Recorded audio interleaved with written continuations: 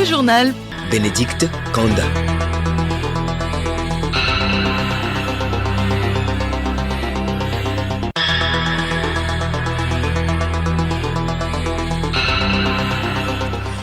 Madame, Monsieur, bonjour. Heureuse de vous retrouver pour le journal de la mi-journée dont voici le sommaire.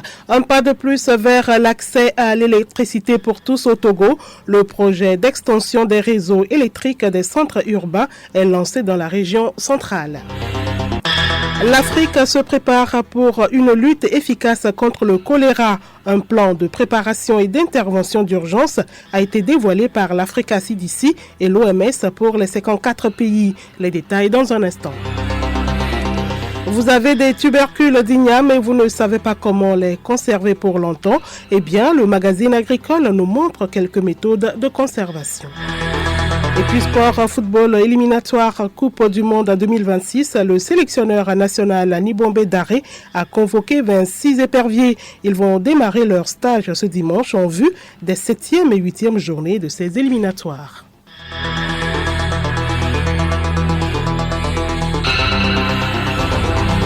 Radiolomé.tg. Bienvenue à tous. Projet d'extension des réseaux électriques des centres urbains du Togo. Les travaux ont démarré dans les préfectures de Blita, Sotouboua, Tchamba, Mo et Tchaoudjo dans la région centrale. Des précisions, Hortense Djoua.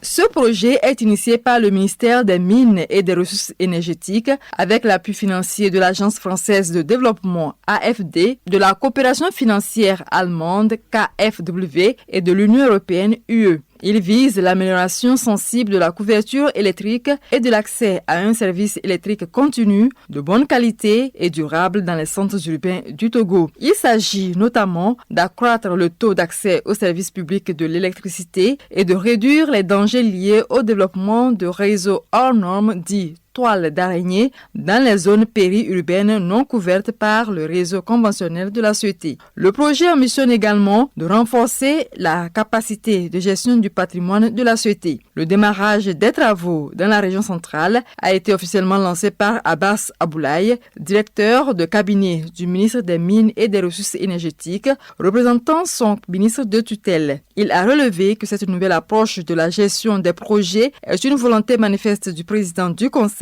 Fort et Sozina Nyasingbe pour permettre la prise en compte des aspirations des populations bénéficiaires lors de l'exécution des projets. L'objectif est d'atteindre toutes les localités du pays à l'horizon 2030. Ce projet sera exécuté du Togo. Il comprend en outre un volet branchement visant des raccordements des nouveaux clients au réseau, le démantèlement des réseaux anarchiques et la pose de compteurs à prépaiement pour les nouveaux abonnés. Le volet éclairage public dans les localités bénéficiaires est également prévu. Merci à vous, Hortense Djoua. Rencontre entre la HAC et l'instance de protection des données à caractère personnel ce matin. Cette séance de travail visait à présenter la structuration juridique, les missions et les compétences de cette autorité en charge des données personnelles. Les échanges ont porté sur l'importance de la collaboration entre les deux institutions dans le but de mieux faire connaître au public les enjeux liés à la protection des données à caractère personnel, notamment dans le contexte numérique et médiatique actuel. Cette synergie s'inscrit dans une dynamique de sensibilisation et de renforcement de la régulation pour garantir les droits fondamentaux des citoyens. La suite de cette édition, réduire les absences répétées des filles à l'école pendant leur menstruation. La CEDEAO donne un coup de main au gouvernement togolais. C'est à travers le projet d'appui aux initiatives du Togo pour la sensibilisation des jeunes filles sur l'hygiène personnelle et menstruelle. Le lancement a eu lieu ce matin à Lomé. Le projet d'appui aux initiatives du Togo pour la sensibilisation des jeunes filles et garçons sur l'hygiène personnelle et menstruelle est une idée de la représentation nationale de la CEDEAO. Il est une réponse aux souffrances auxquelles sont confrontés les jeunes. Barros Bankar Badje, représentant résident de la CEDEAO au Togo. Par ce geste simple et novateur, nous contribuons à améliorer la santé des jeunes, à réduire à l'instar d'autres comme le biolim, Mpox, télémédecine, en cours d'exécution au Togo sont certes financés par l'OAS, mais supervisés par un comité de pilotage dont la représentation permanente de la CEDEAO au Togo assure la présidence. 100 jeunes filles artisanes couturières de Lomé, Agnié et Kara seront formées et dotées chacune de machines à coudre et de matériel de concession, des kits de serviettes hygiéniques. Elles confectionneront plus de 15 000 serviettes hygiéniques réutilisables qui seront utilisées pour élaborer 5 000 kits destinés à être distribués dans 12 complexes scolaires. Barros Bankar Badje à l'instant, il est représentant résident de la CEDEAO au Togo. Fruit d'une collaboration entre la CEDEAO et l'organisation ouest africaine de la santé, ce projet vise à réduire la précarité menstruelle et à améliorer la santé sexuelle reproductive chez les jeunes. Retrouvons à présent professeur Kosiwa Zinsou Klassou, ministre en charge de la promotion de la femme. Par ce geste simple et novateur, nous contribuons à améliorer la santé des jeunes, à réduire la précarité menstruelle, à favoriser l'autonomisation économique des femmes artisanes et à protéger l'environnement. Permettez-moi de saluer à juste titre l'engagement des ministères clés de notre gouvernement. Cet engagement témoigne une fois encore de la volonté ferme du gouvernement togolais sous le leadership du président du Conseil, son Excellence M. Faure Essanzimana Gnassingbé, de placer la jeunesse, la santé et l'égalité de genre au cœur de cette priorité de développement. Le projet d'appui aux initiatives du Togo pour la sensibilisation des jeunes filles et garçons sur l'hygiène personnelle et menstruelle s'étend sur 1 an. Abiré Lemou. Et avant la reprise des classes par ces jeunes, les parents s'apprêtent pour les achats scolaires. Parmi les fournitures, il faut penser aux tenues, notamment le kaki. Pour vous qui traînez encore, ce tissu est disponible sur le marché. C'est le constat fait par une de nos équipes au grand marché de Lomé. Les kakis, c'est-à-dire pour refaire les tenues scolaires, nous n'avions pas de problème. Les gens viennent et le prennent parce que le prix est accessible à tout le monde. Actuellement, le kaki scolaire, ça varie entre 1200 à 1500 francs. Pour les corsages, c'est pareil. Nous n'avons pas de problème pour pouvoir les vendre. Là, tu sais déjà, le mètre, ça varie. Et ça dépend des qualités.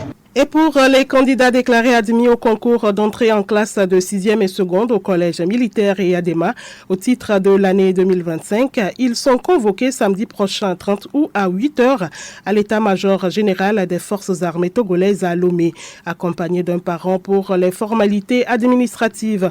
Ils doivent se munir d'une pièce d'identité. Tous ceux qui ne se seront pas présentés seront considérés comme démissionnaires. La liste de ces candidats sera publiée dans le quotidien Togo Presse et sur le site web du ministère des Armées www.defense.gouv.tg. Et dans le cadre des activités commémoratives marquant les 20 ans du rappel à Dieu du général Gnassingbé Eyadema, père de la nation togolaise, une conférence publique et des manifestations culturelles sont prévues samedi prochain, le 30 août, à Balimé, chef-lieu de la préfecture de Kloto. La conférence publique en perspective aborde des thématiques relatives aux soldats et à l'homme d'État que fut le général Gnassingbé Eyadema. Outre cette conférence publique, des activités culturelles, notamment des danses folkloriques et la dégustation de mets du terroir seront organisées. Les populations de Kloto, des préfectures environnantes sont conviées à prendre part à ces manifestations. Le journal Bénédicte Kanda. Actualité sur le continent, lutte contre le choléra, les centres africains pour le contrôle et la prévention des maladies, Africa CDC et l'Organisation mondiale de la santé OMS ont dévoilé un plan continental de préparation et d'intervention d'urgence contre la maladie. Le plan a été lancé à Lusaka en Zambie en marge de la 75e session du comité régional de l'OMS pour l'Afrique. Des précisions avec Alice Berthe Barandao. Le plan a été élaboré dans le cadre de partenariats pour le renforcement d'une approche écosystémique de la production de médicaments, de vaccins et d'autres technologies de santé en Afrique et du Gavi-LIP. Le modèle dédié à une période allant de septembre 2025 à février 2026. Il vise à mobiliser rapidement des ressources nationales pour financer les vaccins et les fournitures nécessaires à la prise en charge des cas afin de lutter contre les épidémies actuelles. Il aidera les 54 États membres du continent à réduire de 90% le nombre de décès dus au choléra et à éradiquer cette maladie dans au moins 20 pays d'ici 2030. Haikende Hichilema, champion mondial et continental de la lutte contre le choléra de l'Union africaine et président de la Zambie, a lancé le plan en déclarant que l'éradication du choléra sur le continent n'est pas seulement un objectif sanitaire, mais aussi un impératif moral, un catalyseur de la croissance économique et une étape cruciale vers la réalisation de l'agenda 2063 de l'Union africaine. L'augmentation alarmante des cas de choléra sur le continent, rien qu'en 2025, avec 213 586 cas et 4 507 décès dans 23 pays membres de l'Union africaine, a nécessité l'urgence d'une réponse, a déclaré Jean Kiseya, directeur général du CCD Afrique.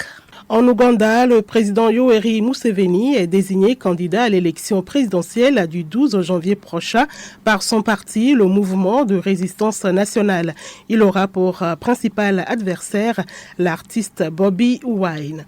En Afrique du Sud, le leader du Parti des combattants pour la liberté économique, Julius Malema, a été reconnu coupable d'appel à la haine par un tribunal de l'égalité. Il lui est reproché des déclarations faites en 2022 lors d'un rassemblement politique. Il avait notamment appelé au meurtre. Et puis le président sénégalais Bassirou Diomaye Faye est en visite officielle en France. Les échanges avec le président français Emmanuel Macron ont porté sur les différents programmes de coopération et de renforcement des partenariats dans les domaines tels que l'investissement, le commerce, la défense et la sécurité. Et comme annoncé en tout début de ce journal dans les titres, c'est la période des récoltes et vous avez certainement beaucoup d'ignorants en ce moment. Le hic avec ce tubercule, c'est qu'il pourrit vite à cause de sa teneur en eau. La rubrique agricole de ce jeudi nous montre quelques méthodes de conservation. Florent Abi. Les ignames sont vulnérables. Elles pourrissent vite quand c'est mal conservé. Comment conserver les ignames? Eh bien, il existe plusieurs méthodes pour bien conserver vos ignames. Poudema Abalo Tatao, entrepreneur en agroécologie à Sotobois. On a 4 méthodes pour conserver l'igname. Le premier, on peut conserver l'igname dans les grenouilles avec les grands-parents. Le deuxième, après avoir déterré l'igname, on la tasse sous un arbre qui a de l'ombre et puis on va la recouvrir des lianes d'igname même après avoir fait un apatam sous forme des étagères pour poser l'igname là-dessus. On fait les tiges sous forme d'un apatam aussi dans le champ. Puis on laisse l'igname dedans. Si un igname a été blessé par la daba, il suffit de chercher la cendre de la cuisine ou la cendre au champ pour passer là-dessus au niveau du blessure. Et on peut conserver ça au moins 4 à 5 mois. L'igname que vous achetez au marché pour votre consommation à la maison peut être également bien conservé.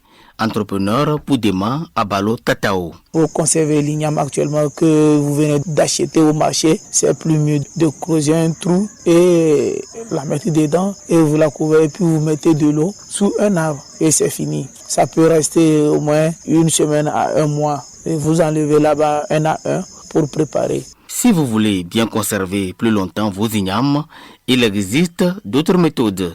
Vous pelez votre igname, vous découpez en petits morceaux bien entachés et vous mettez au congélateur. D'autres méthodes de conservation recommandent l'utilisation de produits pour empêcher l'igname de germer. L'actualité sportive, football, le secrétariat général de la Fédération togolaise de football, FTF, a un nouveau pensionnaire. Pendant ce temps, la liste des éperviers convoqués pour les 7e et 8e journées des éliminatoires de la Coupe du Monde 2026 a été rendue publique ce matin à Lomé. Salim Lemon. Ils sont au total 26 éperviers du Togo à être convoqués par le sélectionneur national Nibombe Daré pour les 7e et 8e journées des éliminatoires de la Coupe du Monde 2026. 3 gardiens de but, 8 défenseurs, 8 milieux de terrain et 7 attaquants. Dans cette liste, on note le retour en sélection d'Ismaël Ouro Agoro et de Fodo Laba. 3 joueurs issus du championnat national D1 Lonato font aussi leur apparition dans cette liste. Tournoi qualificatif de la Ligue africaine des champions chez les dames, ASCO féminine du Togo déjà dans le dur. Le représentant togolais a enregistré mercredi une deuxième défaite en autant de sorties. Les Akpema de Kara ont été battus mercredi 3-0 par Bayelsa Queens du Nigeria dans la poule B 3-0. Ces 2 défaites mettent fin aux espoirs du club champion du Togo et lui assurent son retour au Barcaï. Mais avant de quitter définitivement cette compétition, ASCO féminine jouera un dernier match sans enjeu face à Police Ladies du Ghana. La Fédération togolaise de football FTF veut réorganiser et renforcer ses différentes structures internes. Pour ce faire, elle a nommé un nouveau secrétaire général. Monsieur Kobie Manabidede Palanga a été nommé nouveau secrétaire général. Il prendra service à partir du 1er septembre prochain. Il succède ainsi à M. Hervé Tété Agbodan. Salim Lemou. Et pour les mordus des jeux de hasard, voici les résultats du loto matinal de ce jeudi 28 août 2025, tirage numéro 363. Les 5 premiers numéros sont 47, 07, 29, 68 et 81. Et les 5 derniers numéros sont 22, 57, 17, 70 et 54. Et puis l'information insolite du journal pour terminer, ça se passe au Bénin. À 75 ans, un homme a choisi de mettre sa parcelle en garantie afin de s'assurer des repas quotidiens dans un restaurant de quartier. La valeur de la terre, estimée à 25 millions de francs CFA, couvre un accord qui lui permet de déjeuner sans contrainte, loin des soucis domestiques. Chaque midi, le septuagénaire profite d'un service complet de repas allant du riz sauce graine au foutou sans jamais se soucier de la monotonie des repas à la maison. Une véritable convention gastronomique dont la famille n'a été informée qu'après plusieurs mois. La découverte de cet arrangement a provoqué un tollé. L'épouse, surprise et indignée, a convoqué les 6 enfants pour contester le choix de leur père. Ces derniers, qui comptaient sur l'héritage de la parcelle, voient désormais leur espoir menacé. Face à la situation, un recours en justice n'est pas exclu. En attendant, l'homme continue de savourer ses plats au restaurant, imperturbable aux débats familiaux.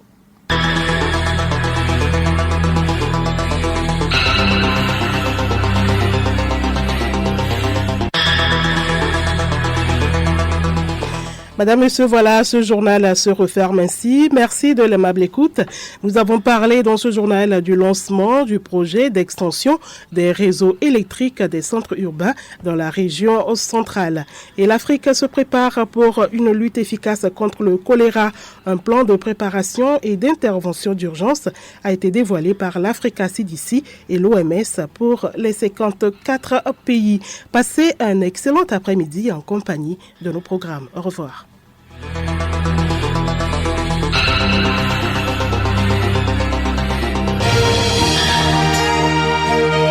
Radio Lomé, boîte postale 434, email radiolomé@radiolomé.tg.